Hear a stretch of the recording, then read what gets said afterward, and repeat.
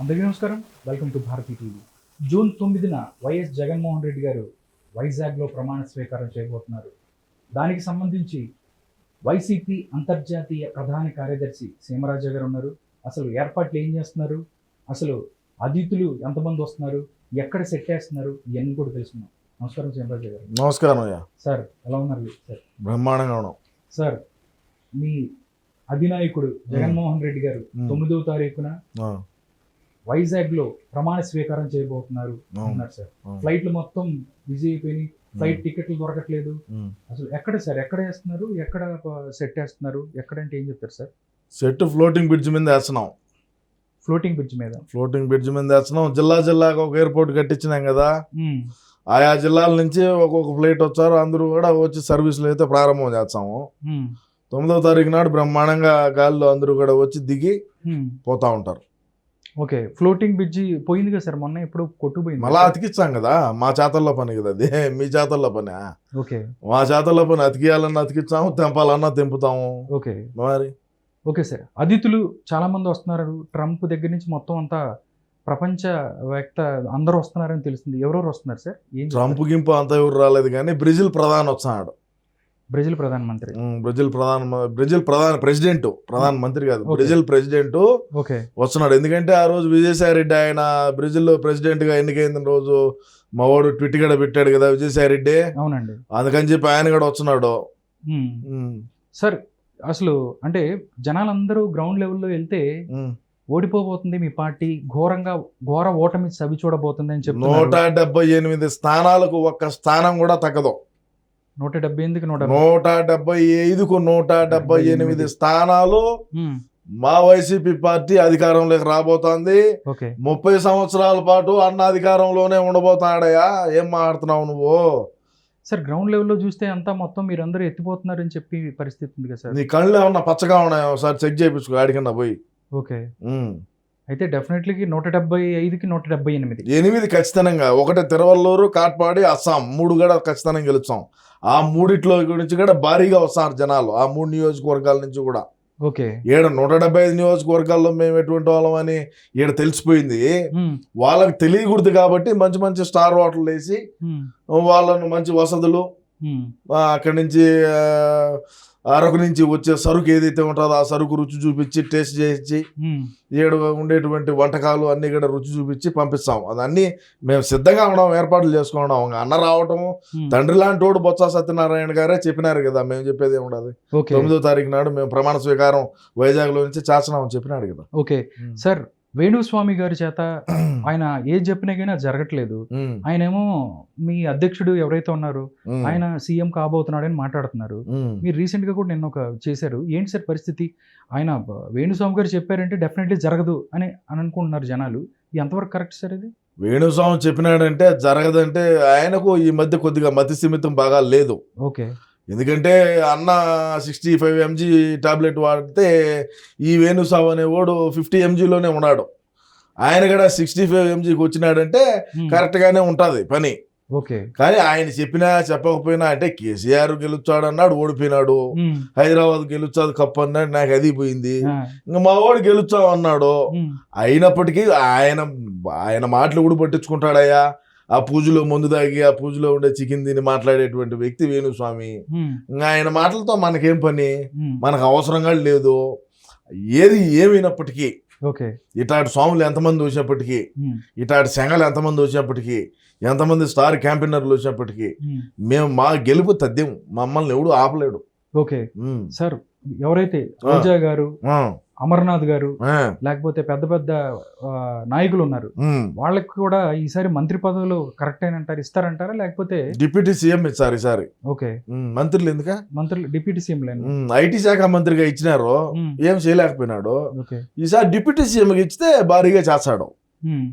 ఇబ్బందిలే, నీకు డౌట్ ఏం, నీకెందుకు వచ్చింది, నీకేం బాధ ఇప్పుడు? అంటే నీకు బాధ ఏమయ్యా? మేము మంత్రి ఇచ్చాము, డిప్యూటీ సీఎం ఇచ్చాము, లేదంటే ఇంకొకటి ఇచ్చాము, లేదంటే కసుదీరా అంటాము, నీకు వచ్చిన బాధ ఏంది? మొత్తం మీ 25 మంది మంత్రులు కూడా ఎవరైతే ఉన్నారో అందరూ కూడా ఓడిపోతున్న పరిస్థితి అని వివిధ రకాల సర్వేలు చెప్తున్నాయి. మా సర్వేలు మాకున్నాయి. నీ సర్వే నువ్వు తెలుగుదేశం వాళ్ళు ఏమన్నా పంపించారా? లేదండి, తెలుగుదేశం ఏం కాదు. మరి నువ్వేం మాట్లాడుతున్నావు? మేము తప్పకుండా భారీ మెజారిటీతో గెలుచున్నాము. 175కి 178. 78 దాంట్లో ఎటువంటి డౌట్ లేదు. పార్లమెంట్లో ఎన్ని సార్? 25కి 25 గెలుచాం. 25కి 25 గెలిచి ప్రత్యేక హోదా మెడలోంచి తెచ్చాము ఈసారి. ప్రత్యేక హోదా రాష్ట్రానికి అభివృద్ధి చేస్తాము. రాష్ట్రంలో రాజధానులు కడతాము. పులివెందుల గడ రాజధాని చేయబోతాము ఈసారి. ఓకే, 4 రాజధానులు అంటే పులివెందుల 4వ రాజధాని. ఇప్పుడు అమరావతి, వైజాగ్, కర్నూలు. రేపు గెలిచిన తర్వాత ప్రమాణ స్వీకారం రోజే పులివెందులు కూడా రాజధాని అనేది పెడతాము. ఎందుకంటే ఆ రియల్ ఎస్టేట్ కూడా పెరగాలి కదా. మాకు నీళ్లు లేనప్పటికీ రియల్ ఎస్టేట్ అనేది పెరగాలాడ. ఓకే, సోలార్ ప్లాంట్లు అవి ఎన్నో రకరకాలుగా మా బాధలు మాకు ఉంటాయి కదండి. ఓకే, మరి ఇప్పుడు ఎలక్షన్లో మా వాళ్ళు ఏం రొంత ఖర్చు పెట్టినారా? మరి ఆ ఖర్చు అంతా పూడ్చుకోవాలి కదా. ఏం మా ఇంట్లో మా పిల్లలు తాలిబొట్లు అమ్మి అయితే మీకేం పెట్టం కదా ఇడా అని నేనన్నా మాట కాదు, గిద్దలూరు ఎమ్మెల్యే అన్నాడు. కన్నా రాంబాబు అని ఆయన ఉంటాడు, ఆయన అన్నాడు. ఓకే, జనాలు అన్నా రాంబాబు సారీ అనే రాంబాబు గారు. సార్, గ్రౌండ్ లెవెల్లో ప్రజలు అనుకున్న మాట అసలు మీ అధ్యక్షుడు లండన్ నుంచి రాడు, అక్కడే సెటిల్ అయిపోతాడు అన్నట్టు అని కొద్దిగా ట్రీట్మెంట్ తీసుకున్నదాన్ని పోయినాడయ్యా. ఓకే, దానికి కూడా మీరు ఇది మాట్లాడతేట అంటే రేపు 9వ తేదీ ప్రమాణ స్వీకారం రోజు మాట్లాడొద్దా? ఓకే, మాట్లాడాలంటే కొద్దిగా ఇది ధమాకు ఇది చేసుకోవద్దా? ఓకే, మరి ఫ్రెష్ చేసుకునేదానికి పోయినాడు. సైకాలజిస్ట్ అలాగా కలుస్తున్నారా ఏమన్నా? మీకు ఇన్ఫర్మేషన్ ఉందా? అది వేరే డాక్టర్, ఆయన ఎవరిని చూడడు. ఒక మా అన్ననే చూస్తాడు, ఇంకెవరిని చూసేది కట్లే. ఆ ఫ్లోర్ అంతా కూడా మా ఓడే ఉంటాడు. అది కథ, ఆ విధంగా ఉంటారు. 11 లక్షలు గంటకు పెట్టి ఫ్లైట్ వేసుకొని పోయి నా కొడుకులు ఒక ఫ్లోర్ పెట్టుకొని ఆడ డాక్టర్ని పెట్టుకొని చూపించుకోలేమా? ఏమయ్యా మాట్లాడతావు? సార్, తెలుగుదేశం పార్టీ అత్యధిక స్థానాల్లో గెలవబోతుందని చెప్పి దగ్గరగా 20 సర్వేల దాకా చెప్తుంది. కానీ మీరేమో 151 స్థానాలు, 25 పార్లమెంట్లు అంటున్నారు. జనాలకి నమ్మశక్యంగా లేదు అని అనుకుంటున్నాను. 40 సర్వేలు చెప్పినాయి మాకు, మేము 175. Why not 175? ఏందంట ఏంది? మాకు 40 సర్వేల పైన 50 సర్వేల పైనే చెప్పినారు మీరే గెలుస్తారు, మనమే గెలుచున్నాం అని చెప్పి. ఓకే, మరి ఇంకేందంట సార్? నార్మల్గా జనాలు ఎవరైతే ఉన్నారో మొన్న 85% ఓటింగ్ దగ్గర 82% ఓట్ షేర్ వచ్చింది సార్. అందరూ ఓట్లు వేశారు. వైఎస్ఆర్ కాంగ్రెస్ పార్టీని ఎవరైతే కసితో వాళ్ళకు వ్యతిరేకంగా ఓటు వేశారు, అందుకే అంత పర్సెంటేజ్ వచ్చింది అని అనుకుంటున్నారు సార్. యాడేసారు కసితో ఓటు? ఎవరికి వేసారు? టీడీపీకి వేసారు అంటున్నారు సార్. ఎవరు? నువ్వు పోయి చూసావు లోపల పోయి? వచ్చింది ఎవరికి వచ్చింది అంటే నార్మల్గా నువ్వు చూసావా? ఎవరికి వచ్చింది నువ్వు పోయి చూసావా చెప్పు సార్. కాదు సార్, మామూలుగా మరి నువ్వు ఎట్లా చెప్తావు ఎక్కువ పర్సెంటేజ్ వచ్చిందంటే ప్రభుత్వ వ్యతిరేక ఓటు? అవన్నీ చెప్పగా నువ్వు పోయి చూసావా లోపల పోయి వచ్చింది? నీ ఓటు నువ్వు వేసావా? నీ ఓటు నువ్వు వేస్తే నీకు తెలుస్తుంది ఎవరికి వేసింది. ఓడివుడు వేసిన ఓటు నువ్వెట్ట చెప్తావా? నీకెట్ట తెలుసు? రేపు రిజల్ట్ రోజు చూడు, రేపు రిజల్ట్ రోజు చూడు, 15 నిమిషాలకి అర్థమైపోతుంది ఏంది సీన్ అనేది.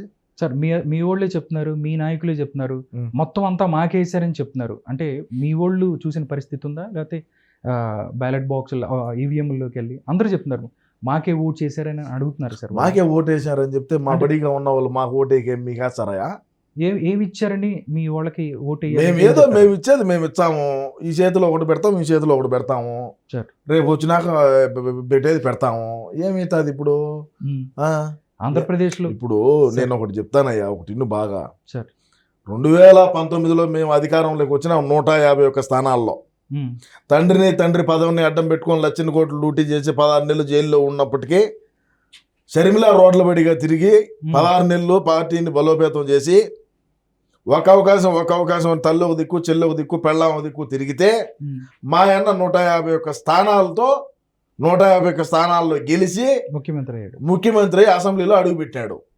అటువంటిది ఈరోజు మా అన్నే ముఖ్యమంత్రిగా ఉన్నప్పుడు 175కు 175 ఎందుకు గెలవకూడదు? దీనికి చెప్పు నాకు.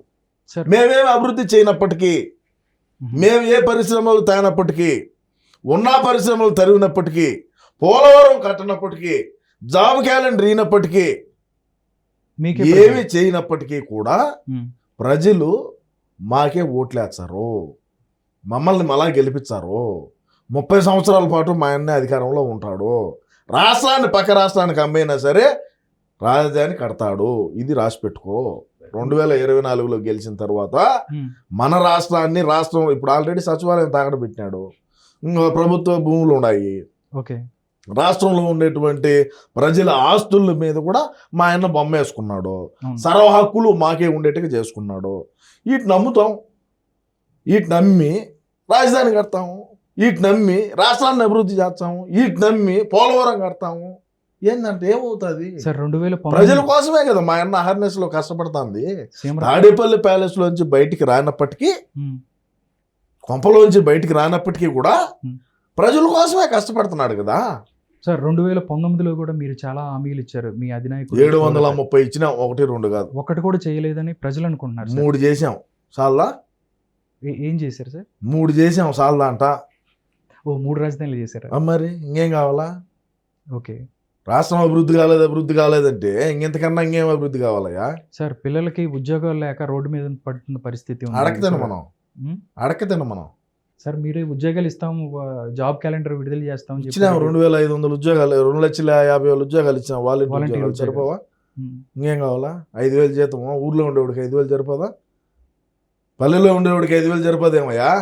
సార్ 2019లో చాలా చేశారు. 2024లో కూడా ప్రజలు ఎవరైతే ఉన్నారో వాళ్ళని కనీసం ఓటేసుకునే పరిస్థితి కూడా లేకుండా చేసి దౌర్జన్యం చేసి ఈవీఎంలు పగలగొట్టిన పరిస్థితి మీ పార్టీ వాళ్ళు.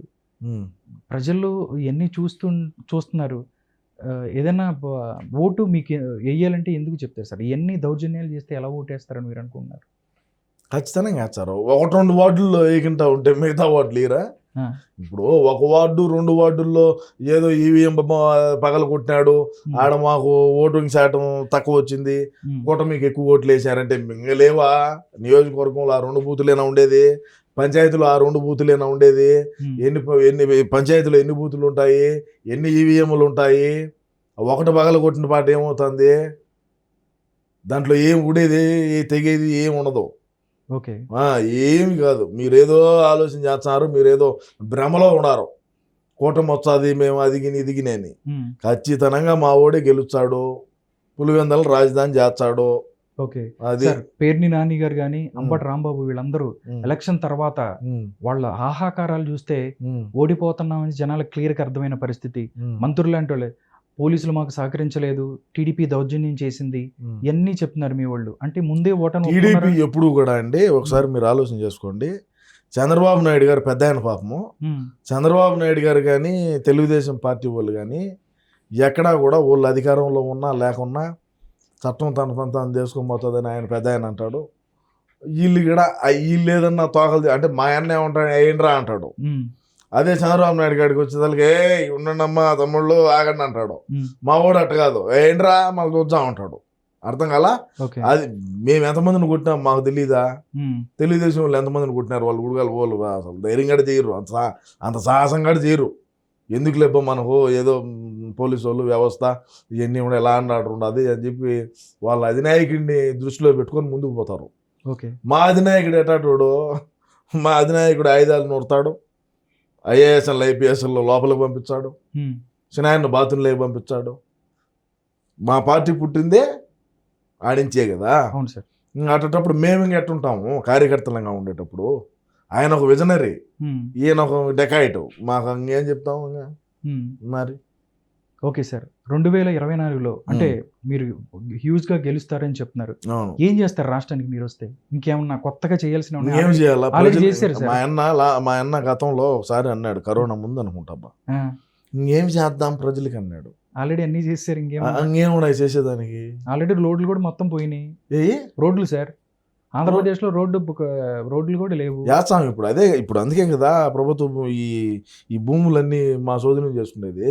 ఓకే ఇప్పుడు ఇంక తాకట్టు పెట్టి డబ్బు తెచ్చి రోడ్లు వేసి భవనాలు కట్టి అన్ని చేస్తాం. ఓకే సార్ మీ ఎవరైతే అధినాయకుడు నేను చాలా నిరుపేద సీఎం అని చెప్తారు, రూపాయి సీఎం అని చెప్తారు, పెద్ద పెద్ద ఫ్లైట్లు వేసుకొని లండన్లో వెళ్ళిన పరిస్థితి, ప్రజాధనాన్ని వృధా చేయటం ఎందుకు సార్ మీరు అలా? ఆయన కొద్దిగా మతి స్థిమితం బాగలేదు. గంటకు 11 లక్షల రూపాయలు కేవలం. ఎంత? గంటకు 11 లక్షల రూపాయలు కేవలం ఫ్లైట్ అది. ఓకే విలాసవంతంగా నిద్రపోతాడు, స్నానం చేస్తాడు, అన్ని రకరకాలుగా దాంట్లో ఫెసిలిటీలు ఉంటాయి. పోయినాడు ఏమవుతుంది? ప్రజాధనమే కదా. మా ఇంట్లోంచి మా రాజారెడ్డిది ఏమి తెచ్చి పెట్టలేదు కదా. ఓకే ప్రజాధనమే కదా సార్. మీ అధినాయకుడు ఎవరైతే ఉన్నాడో కడపలో మీకు బాగా దెబ్బడబోతుంది, అక్కడ ఏదైతే ఉందో పార్లమెంట్ ఓడిపోబోతుంది, దాంతోపాటు పులివెందుల్లో కూడా మీ అన్నకి ఎదురుగాలి తగిలితే అవకాశం ఉందని అనుకుంటున్నారు సార్ జనాలు. పులివెందుల్లో ఎదురుగాలంటే గతంలో ఏంటంటే ఎవడు కూడా బూతుల్లో మెంబర్గా కూర్చునేదానికి కూడా భయపడేవాడు. ఓకే. టీడీపీ తరఫున వార్డు మెంబర్గా కూర్చోవాలన్నా కూడా భయపడేవాడు.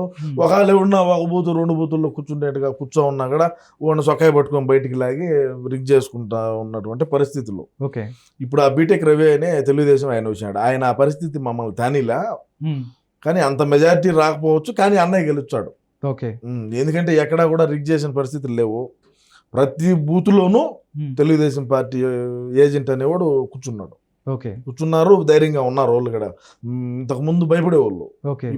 ఇప్పుడు కుక్క కూడా కాళ్ళెత్తి వచ్చబోసిపోతాను, అటువంటి ఆ పరిస్థితి. సార్, అంతర్జాతీయ ప్రధాన కార్యదర్శిగా సీమరాజా వైఎస్ఆర్ కాంగ్రెస్ పార్టీకి గత సంవత్సర కాలంగా ఎంతో సేవలు అందిస్తున్నారు మీరు.